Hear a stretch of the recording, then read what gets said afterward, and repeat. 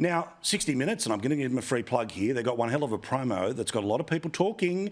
It is about people who've decided when you have a kid, you don't say if it's a boy or a girl. We didn't assign a gender at birth. I'm letting this little person be who they want to be. It is an experiment. What they're doing is unprecedented. On 60 Minutes. You can't tell what your gender is by looking at your body. What are some of the biggest challenges? Strangers in the street have had quite a strong response. Why are you so obsessed? Why do you need to know? We're not trying to eliminate gender. It's really helping kids find their own path to it. Okay, that's enough free publicity. Theybies, is that what we're talking about here, Erin, where the kid eventually works out if it's a boy or a girl, or one of 74 other genders? Look, you don't want to tell parents how to parent. I mean, it's some people are right now at the choice, screen. what you want to Some do people are saying it right now to the telly.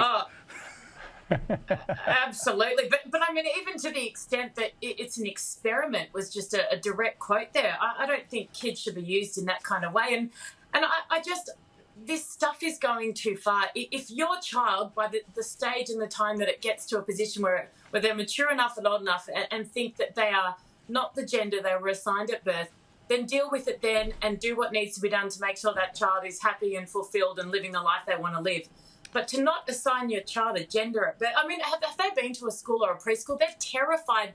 There is no gender stereotyping almost going on anymore because people are terrified. At my daughter's preschool, they won't give a girl a doll or a boy a truck because that would be gender stereotyping. You know, kids aren't being forced into these roles anymore. The world has changed. I just think it's unnecessary. And it's actually a little bit scary, the experimentation, because once your kid leaves your home where you're doing whatever this is and enters the real world, they're going to be bloody confused and they're going to be disadvantaged and it's going to be detrimental to them. I mean, Nicholas, you obviously are part of the hard right of Melbourne Council, living in the hard right suburbs of Melbourne. None of this would be happening at all. Are you aware of any of this happening in the hard right parts of Melbourne that you happen to visit? Well, look, starting with the babies, look, I think, you know, someone's gender identity is a pretty good starting point for how you identify that person. So I don't support babies. I think little baby boys should be baby boys, little baby girls can be identified as an 18-year-old, if they want to flip, good luck to them.